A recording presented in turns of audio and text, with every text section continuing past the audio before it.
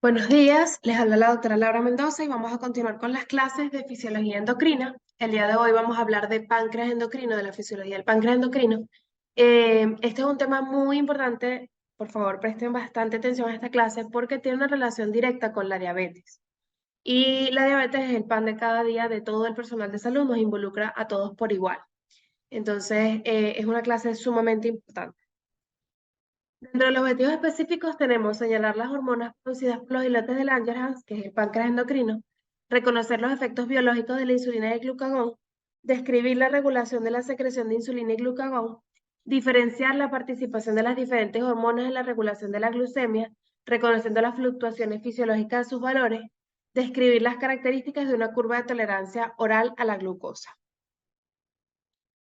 Bueno, vamos a recordar un poco de la estructura del páncreas. El páncreas es una glándula que tiene una parte exocrina que va a secretar enzimas para degradar los nutrientes que ingerimos y una parte endocrina que se denomina islotes de Langerhans que están ubicados en mayor cantidad en la cola del páncreas, ¿ok?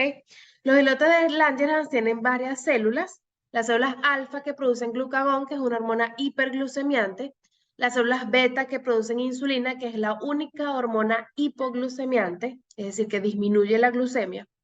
Las células delta que producen somatostatina, que es una hormona inhibitoria en general, ella inhibe a el resto de las hormonas. Las células F que producen polipéptido pancreático, su función no se ha determinado, no se ha establecido perfectamente, pero se cree que su función es retrasar el vaciamiento gástrico para disminuir los picos entre las comidas, ¿ok? Las fluctuaciones entre las comidas. Sin embargo, eso no se ha establecido perfectamente. Es importante saber que la sangre fluye desde el centro hacia la periferia de los islotes de Langerhans, ¿ok? ¿Por qué es importante saber esto? Porque esto permite que mediante esa irrigación desde el centro hacia la periferia se transporte glucosa y otros secretagogos desde un lugar hacia otro del mismo islote, ¿ok? Por ejemplo, la insulina que está más hacia el centro, y el glucagón, o sea, las células beta, perdón, están más hacia el centro y las células alfa están un poco más hacia la periferia. Entonces, la insulina secretada por las células beta, al primer lugar donde van a llegar es a las células alfa que están por ahí, porque la insulina tiene una función también de inhibir al glucagón, ¿ok?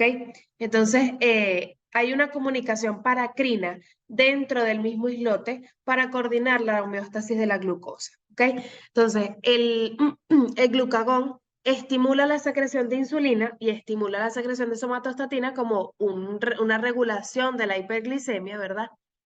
La insulina, por el contrario, inhibe al glucagón, porque ella es hipoglucemiante e inhibe al glucagón, y la somatostatina los inhibe a los tres en realidad, al glucagón, a la insulina y al polipéptido pancreático, como les comenté. Entonces, este tipo de relaciones son importantes porque incluso dentro del mismo islote de Langerhans hay una comunicación paracrina para permitir que esa regulación de la glicemia sea bien fina, delicada, ¿ok? Vamos a hablar de la insulina en primera instancia. La insulina es una hormona peptídica que fue descubierta en 1921, ¿ok? Es una hormona en general anabolizante, ¿sí? Ella estimula el anabolismo en general. Está compuesta por 51 aminoácidos y tiene dos cadenas.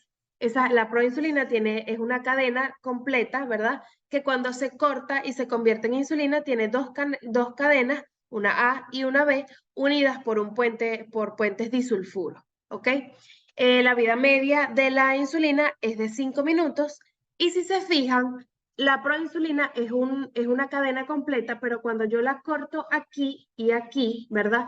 Tengo las dos cadenas de insulina en rosado y algo en blanco que está denominado péptido C, ¿ok?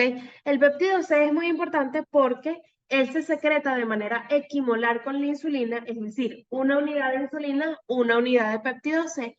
Y esto es interesante porque cuando queremos saber si esas células beta pancreáticas todavía están funcionando, nosotros podemos medir la insulina por un examen de sangre es muy difícil. Cuando ustedes ven que dicen, no, este paciente tiene hiperinsulinismo porque le pidieron insulina basal y postprandial y salió elevada, eso realmente no tiene un fundamento científico. Es una creencia, pero no es real, porque la insulina es una hormona peptídica y es una hormona que se secreta de manera, vamos a decir, no estandarizada en todas las personas, ¿ok? Hay personas que que son más sensibles a la insulina, hay personas que son un poquito más resistentes a la insulina sin llegar a un estado patológico, ¿ok?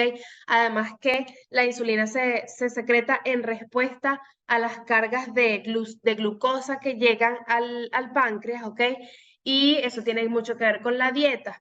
También tiene que ver con el sexo, también varía según el peso de la persona, la proporción de grasa que tenga, varía muchas cosas y no existe un valor estandarizado para nosotros poder decir, mira, esta persona está secretando más insulina de lo normal, no con un examen de laboratorio. Eso se puede saber por algunos signos clínicos que no son pertinentes de la asignatura, pero lo que quiero decir es que por un examen de laboratorio los valores no son confiables, ¿ok? No es algo que se debería utilizar. En cambio, el péptido C sí es un poquito más fácil de determinar y se mide en orina, no se mide en sangre. Entonces, cuando medimos el péptido C en orina y está presente y nosotros lo cuantificamos, está en valores adecuados, ¿ok?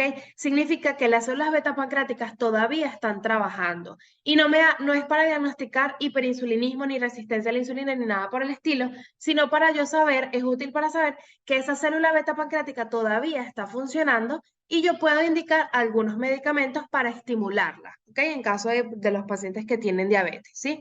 Eso es para que vean un poquito la importancia de este tema. Toda la fisiología es importante para entender la diabetes como tal. Entonces, hablemos un poco de los transportadores GLUT. La glucosa es captada mediante difusión facilitada por unos transportadores llamados GLUT, cuya fuerza para el transporte es obtenida por un gradiente de concentración generado por la fosforilación de glucosa, ¿verdad? Por una enzima llamada exoquinasa, ¿ok? Cuando esta enzima fosforila la glucosa pasa de glucosa a glucosa 6-fosfato. Y la glucosa 6-fosfato es un compuesto totalmente diferente, ¿ok? Entonces el gradiente de glucosa se sigue manteniendo, sigue habiendo poquita glucosa adentro de la célula porque ya no es glucosa, ya es glucosa 6-fosfato y es un metabolito diferente, si se recuerdan un poco de bioquímica. Entonces ustedes ven, existen como 30 transportadores GLUT, pero a mí me interesa que ustedes recuerden dos, ¿ok? El GLUT2 que tiene una academia muy alta. ¿Qué significa esto? Que él no se satura fácil. Y esto es importante, ¿por qué? Porque significa que si yo tengo mucha glucosa en la sangre, ¿ok? En el espacio extracelular, mucha glucosa va a poder entrar adentro de la célula y este transportador nunca se va a saturar, es decir, nunca se va a cansar de meter glucosa. Si hay mucha glucosa afuera, él va a poder meter mucha glucosa adentro. Y esto es importante en las células beta pancreáticas porque ahorita les voy a explicar cómo es la síntesis de insulina y también es importante en el hepatocito porque el hepatocito es el que necesita captar toda esa glucosa para poder convertirla en glucógeno y hacer otras reacciones metabólicas de las que vamos a hablar en breve, ¿ok? El otro que me interesa que recuerden es el GLUT4 porque este es insulino dependiente. Este está en el músculo estriado y en el tejido adiposo y solamente se expresa en presencia de insulina y por supuesto que no solamente que exista la insulina, sino que también los tejidos, el receptor esté funcionando, como les recuerdo de la primera clase, ¿ok?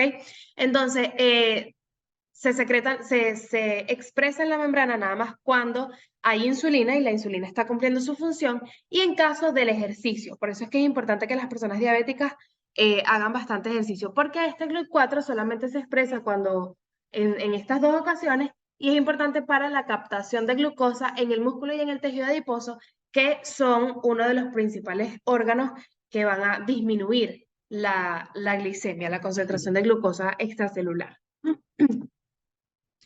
Ok, entonces vamos a hablar de la secreción de insulina. Aquí se recuerda, esta es una célula beta pancreática, ¿sí? Aquí está esquematizada. Entonces, tenemos el transportador GLUT2 en la membrana celular. aquí hay mucha glucosa, este es el espacio extracelular y hay mucha glucosa. Entonces, mucha glucosa va a entrar a la célula a través del GLUT2, que no se va a saturar. Ese es el primer paso. El segundo paso es la transformación de glucosa por una glucoquinasa a una glucosa 6-fosfato. Ese glucosa 6-fosfato, ¿verdad? Ya les dije, es diferente de la glucosa, entonces el gradiente de glucosa siempre se mantiene, porque adentro de la célula hay poca glucosa y hay mucha glucosa 6-fosfato que es diferente, ¿sí? Después, esa glucosa se metaboliza en el ciclo de Krebs, ¿verdad? Vamos a producir energía en forma de ATP y en las células beta-pancreáticas, a medida que aumenta el ATP se va a unir a unos canales de potasio sensibles a ATP y se va a cerrar. Cuando se cierran estos canales de potasio, se acumula el potasio intracelular y se despolariza la célula. Cuando se aumenta el potencial de membrana, ¿ok? Se hace menos negativo.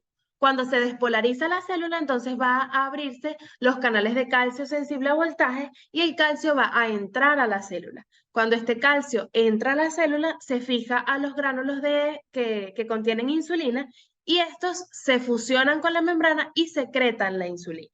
¿Ok? Entonces es una despolarización, tal cual. Es una célula que la insulina se secreta en respuesta a la despolarización, que es producto del metabolismo de la glucosa. Entra mucha glucosa, se metaboliza y se convierte en ATP. El ATP provoca la despolarización de la célula, la entrada de calcio y la secreción de la insulina, ¿ok? Una vez que se ha secretado la insulina, ¿verdad? Entonces vamos a hablar de los efectos. En general, es el almacenamiento de la energía sobrante y anabolismo, ¿ok? Esas son las funciones globales de la insulina. Toda la energía sobrante en forma de carbohidratos, en forma de lípidos, en forma de proteínas, la insulina va a guardar todo eso para los periodos, porque se supone que la insulina se secreta cuando acabamos de comer. Entonces yo toda esa energía que acabo de obtener mediante mi comida, la voy a guardar para los periodos de ayuno en los que yo no estoy ingiriendo comida y necesito sacar nutrientes y energía de algún lado, ¿ok? Y el anabolismo pues tiene que ver con eso mismo, con la utilización de toda esa energía. Entonces los efectos de la insulina son inmediatos, intermedios y tardíos. Los inmediatos son el aumento de la captación de glucosa en todos los tejidos, pero particularmente en el hígado, en el tejido adiposo y en el tejido muscular, ¿ok? En el tejido adiposo y tejido muscular por el GLUT4, recordemos. También el aumento de la permeabilidad de potasio, es decir, que cuando entra insulina, cuando hay insulina circulante, entra glucosa y entra potasio. Entonces tenemos que estar muy pendientes con el potasio si administramos insulina endovenosa en los pacientes, ¿ok?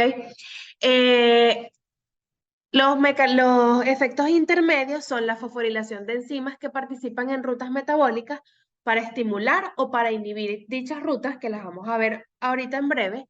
Y los efectos tardíos es síntesis de proteínas y crecimiento y proliferación celular, ¿ok? Que tiene que ver con el anabolismo. Las personas que tienen hiperinsulinismo generalmente tienen unas cositas en el cuello que parece que tienen el cuello sucio, pero no es que tienen el cuello sucio, se llama acantosis nigricans y también pueden tener acrocordones que son como verruguitas, ¿ok? Eso es porque tienen mucha insulina y entonces la insulina favorece el crecimiento y la proliferación celular, ¿ok? ¿Ven cómo se diagnostica fácil sin necesidad de ningún laboratorio? Ok. Entonces, los efectos puntuales de la insulina tiene un efecto anorexígeno, es decir, que nos quita el hambre, porque si ya acabamos de comer, ¿para qué vamos a seguir comiendo? Disminución de la concentración de potasio extracelular, porque recuerden que hay captación de potasio, reabsorción de agua, efecto permisivo sobre el crecimiento y la lactogénesis, división y crecimiento celular, síntesis de estrógeno y participa en el metabolismo de carbohidratos, lípidos y proteínas. Como les dije, mediante el almacenamiento de la energía sobrante, ¿sí?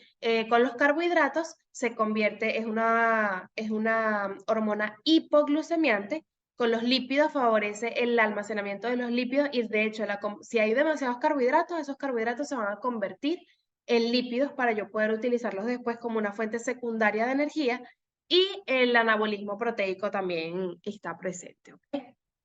Entonces, los efectos sobre el metabolismo. Vamos a empezar con el metabolismo glucídico. Es una hormona hipoglucemiante, ¿ok? Entonces, ella favorece el uso de glucosa como fuente primaria de energía. Tenemos tres órganos principales. Recordemos, los músculos. El músculo estriado favorece la captación de glucosa, pero para el uso propio de los músculos. Los músculos son muy egoístas y ellos guardan glucosa, pero para ellos solo. A diferencia del hígado, ¿verdad? Que favorece la captación de glucosa, ¿verdad?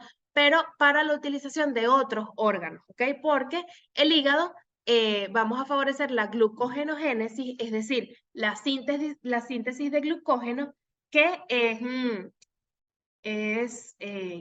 para el glucógeno se usa en el periodo de ayuno, se degrada para para liberar glucosa a los demás tejidos. Entonces es como que yo esté almacenando toda esa glucosa en mi hígado para después poder utilizarla en los periodos de ayuno, ¿ok?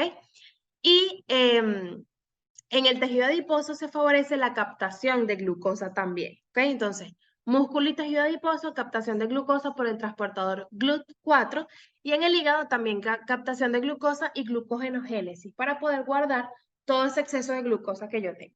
Como se favorece la glucogenogénesis, o sea, la glucogenosíntesis, se inhibe la glucogenólisis, es decir, yo voy a evitar degradar glucógeno para liberar glucosa porque ya yo tengo mucha glucosa en sangre. Entonces, más bien, lo que yo quiero es captar esa glucosa y guardarla en forma de glucógeno para poder utilizarla después, ¿ok? En relación al metabolismo lipídico, entonces la insulina es una hormona ahorradora de lípidos. Ella favorece el uso de glucosa como fuente primaria de energía y guarda lípidos para los periodos posabsortivos. Entonces, síntesis de lípidos a través de glucosa, es decir, que si nosotros comemos mucho dulce, ¿verdad? Nosotros pensamos, bueno, eso es glucosa, es carbohidratos. No, pero los carbohidratos se convierten en lípidos para yo poder después en el periodo posabsortivo utilizar esos lípidos para alimentar a los órganos, al corazón y a los demás. Pero la glucosa siempre se necesita por lo menos para el cerebro, ¿sí? El cerebro solamente utiliza glucosa como fuente de energía, glucosa o cuerpos cetónicos, pero por lo menos no utiliza lípidos. Los lípidos se guardan para los demás órganos y para que el cerebro nada más tenga glucosa para utilizar, ¿ok? Entonces, en el tejido adiposo se inhibe la lipólisis y la cetogénesis, es decir, se inhibe la degradación de los lípidos y la formación de cuerpos cetónicos como otra fuente de energía, porque si ya yo tengo suficiente glucosa en sangre, que estoy secretando insulina, estoy en un periodo posabsortivo, ¿para qué voy a degradar lípidos o para qué voy a sintetizar cuerpos cetónicos, que es otra fuente diferente de energía? La glucosa que ya tengo es la que yo voy a utilizar, ¿ok? Y se estimula la lipogénesis, que es la síntesis de ácidos grasos, y la hidrólisis de triacilglicéridos. Es decir, la hidrólisis de los triacilglicéridos que están en las LDL se van a degradar para poder guardarlos en el músculo y en el tejido adiposo, ¿ok?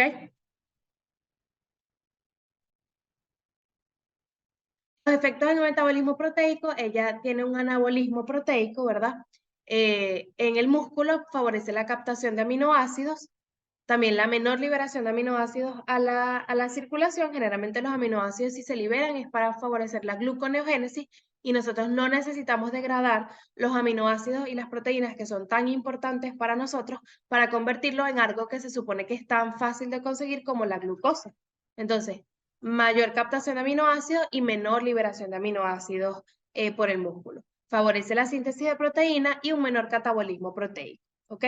En el caso del hígado, favorece la síntesis proteica en el hígado e inhibe la gluconeogénesis, que si se recuerdan, la gluconeogénesis, como acabo de decir, es la transformación de los aminoácidos en glucosa. Los aminoácidos son demasiado valiosos como para que yo le esté transformando en algo tan fácil y tan simple de conseguir como la glucosa. Eso es la gluconeogénesis, a pesar de que es un proceso en donde, entre comillas, se sintetiza glucosa, ¿verdad?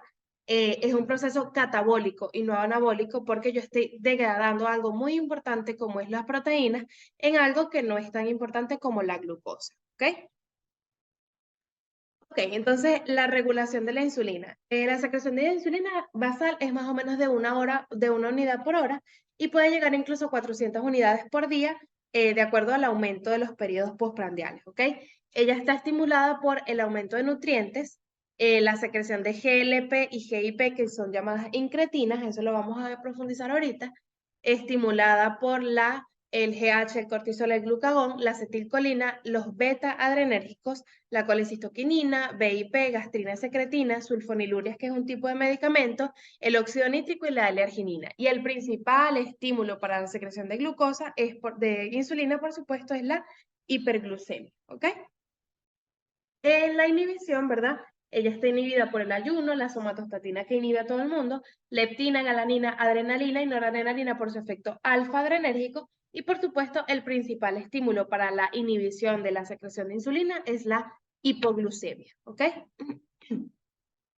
Entonces, esta es la secreción de insulina, ¿ok? Esta es una gráfica que el eje de las X tiene el tiempo y el eje de las Y es la cantidad de insulina que se está secretando. Entonces, la insulina se secreta de una manera bifásica. ¿Por qué? Porque nosotros tenemos una secreción basal de insulina, ¿verdad?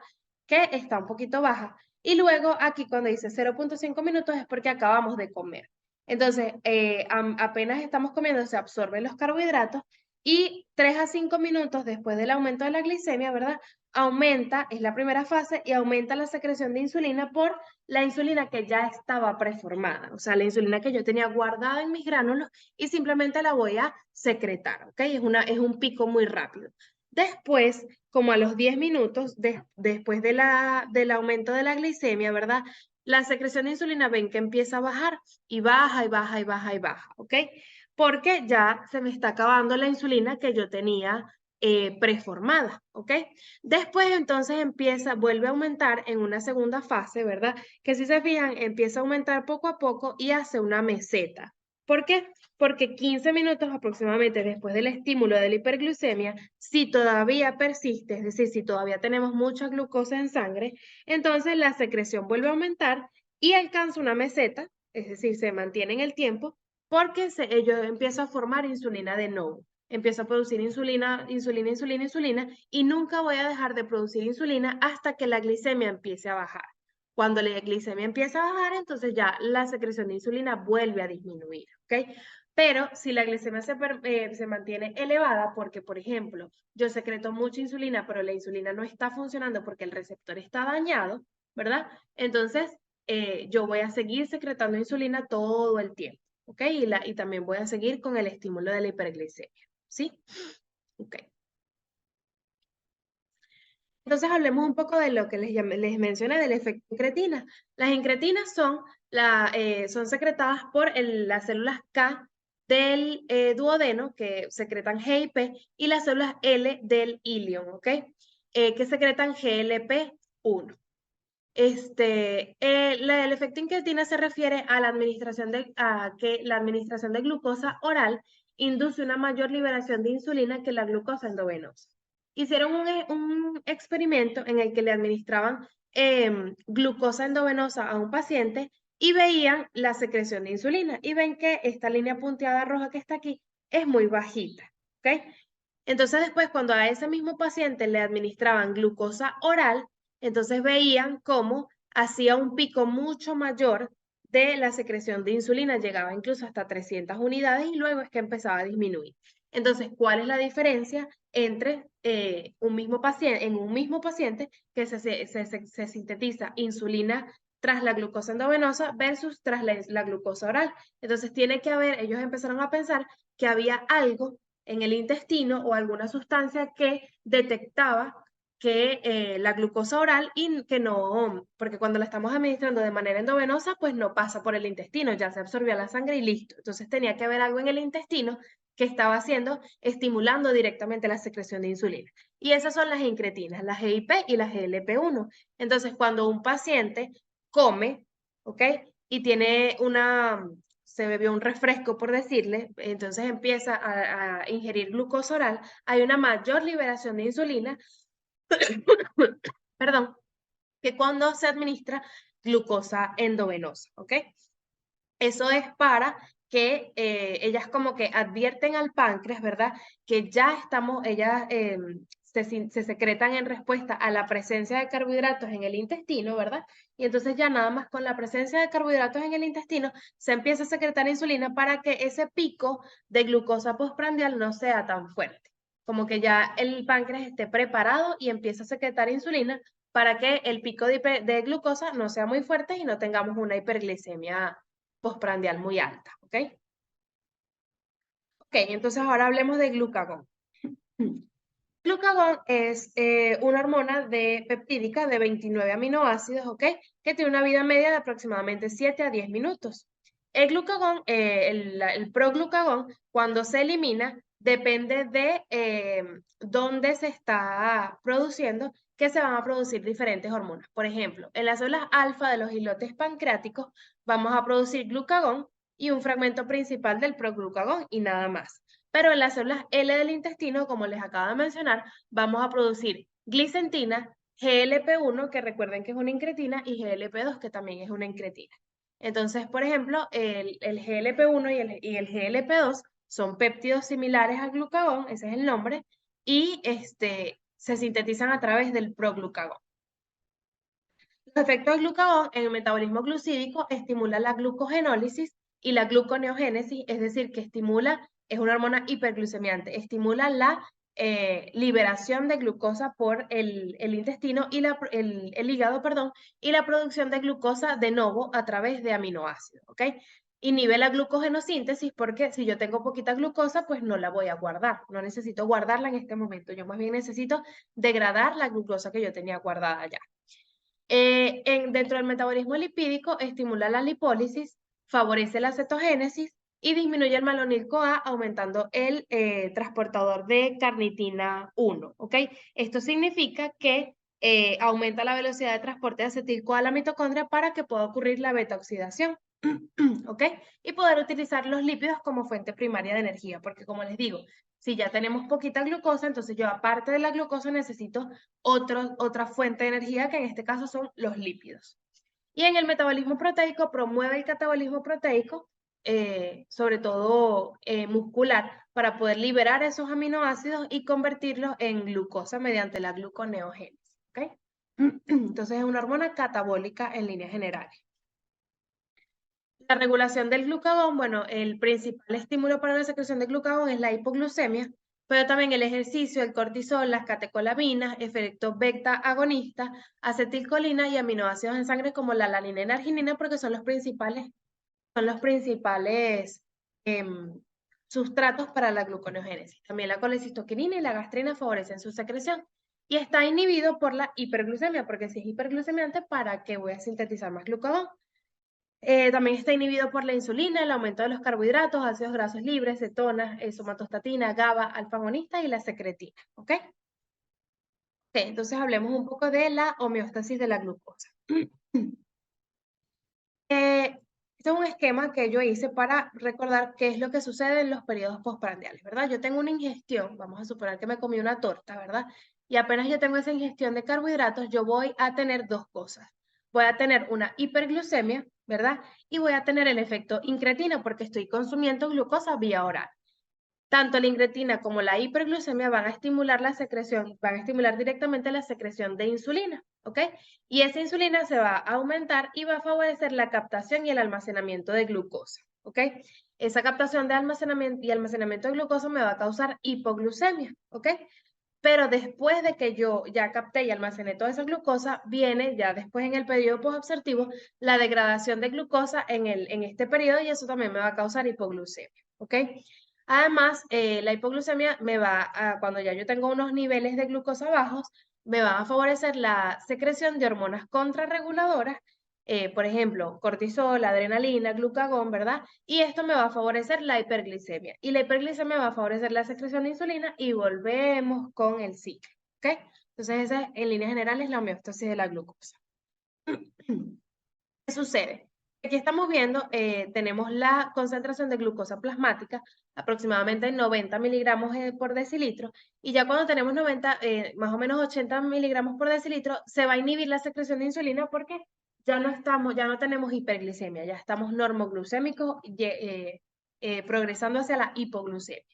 Cuando tenemos más o menos 65 miligramos por decilitro, se empiezan a secretar las hormonas contrarreguladoras, o sea, las hormonas hiperglucemiantes, como el glucagón, la adrenalina y la hormona de crecimiento, ¿ok?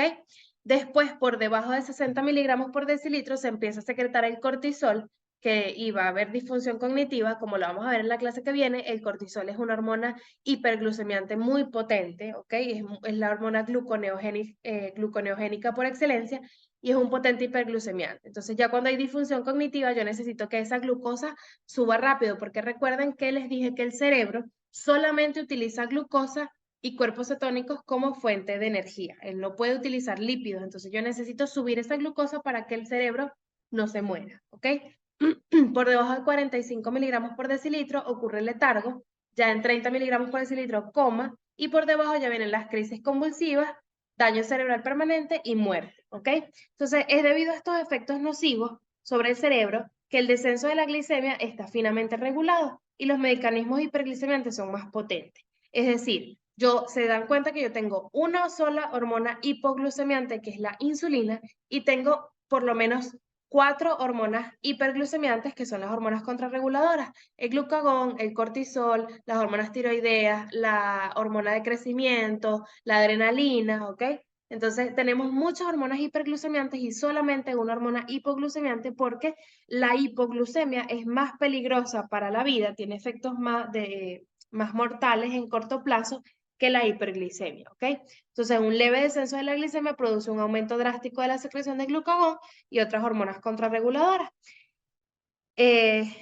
Bueno, es importante que sepan este tipo de cosas para que ustedes sepan que si les llega un paciente que tiene un déficit cognitivo, es mejor que le pasen un poquito de dextrosa en vez de ponerle insulina, porque más bien si le pasan dextrosa no va a pasar nada con que se le suba la glicemia en el momento, pero si ustedes le ponen insulina y esa glicemia sigue bajando y sigue bajando y sigue bajando, el que sufre es el cerebro y podemos causar incluso la muerte del paciente, ¿ok? Ok, hablemos un poco de la prueba de tolerancia a la glucosa, que es la práctica que viene. Entonces, la PTOG, la prueba de tolerancia a la glucosa, es una prueba que se utiliza para determinar la tolerancia a los carbohidratos después de una carga importante de glucosa, ¿ok? Se utiliza para diagnosticar la intolerancia a los carbohidratos, la diabetes, y puede incluso utilizarse para diagnosticar la hipoglicemia reactiva cuando tenemos niveles muy bajos de glicemia después de 2 horas de administrar 75 gramos de glucosa negra, ¿ok? ¿En qué consiste la PTOG? Primero tenemos que cumplir un ayuno. El ayuno debe ser por lo menos de 8 horas, pero no más de 12 horas, porque más de 12 horas ya es un ayuno prolongado y los mecanismos hiperglucemiantes son diferentes al periodo de ayuno más corto, ¿ok? Después de ese ayuno llega al laboratorio y ahí se toma una muestra para la glicemia basal, la glicemia en ayunas. Después, el paciente se tiene que ingerir 75 gramos de glucosa anhidra disuelta en agua. Y esto se debe beber en menos de 5 minutos. Es difícil porque es muy dulce y empalaga bastante, pero tenemos que hacer énfasis en el paciente que se lo beba en menos de 5 minutos para que el pico de glicemia pueda ser lo suficientemente alto, porque esta es una prueba estandarizada. Si se dan cuenta, no le estamos pidiendo al paciente que vaya a desayunar y regrese, porque yo me puedo desayunar una arepa, pero hay pacientes que se pueden desayunar hasta 6 arepas, por ejemplo. Entonces no es algo estandarizado. Aquí son específicamente 75 gramos de glucosa anhidra para que los resultados sean confiables en todos los pacientes que se le practique la prueba. El cuarto paso es una toma de muestra para glicemia postcarga 2 horas después de beber la solución de glucosa anhidra, ¿ok? No es 1 hora después, no es 2 horas y 5 minutos, tiene que ser específicamente 2 horas. Y el paciente no puede irse para su casa, no puede irse a caminar, no puede hacer esto y lo otro. El paciente tiene que permanecer en el laboratorio mientras espera esas 2 horas, porque, por ejemplo, si se pone a hacer ejercicio, recuerden que el ejercicio favorece la expresión de los transportadores GLUT2, GLUT4, perdón, y entonces va a favorecer la captación de glucosa y entonces el resultado no va a ser confiable. El paciente se tiene que quedar tranquilito en el laboratorio sin hacer nada, ¿ok? Las limitaciones de la prueba es que no siempre está disponible. Si se dan cuenta, es una prueba que toma tiempo, toma como mínimo 2 horas y el paciente se tiene que quedar en un laboratorio, ¿ok?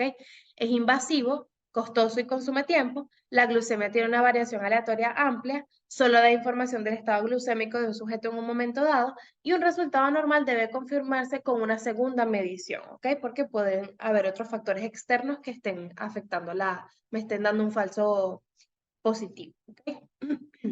Razones técnicas para invalidar la PTOG, un tiempo de ayuno inadecuado que sea menor de 8 horas o mayor de 12 horas, porque si es menor de 8 horas todavía no estamos en ayuno, y si es mayor de 12 horas estamos en un ayuno prolongado. Consumir la solución de glucosa en más de 5 minutos, porque como les digo, no vamos a llegar al pico necesario. Realizarla con un desayuno alto en carbohidratos y no con 75 gramos de glucosa anhidra para poder estandarizar la prueba.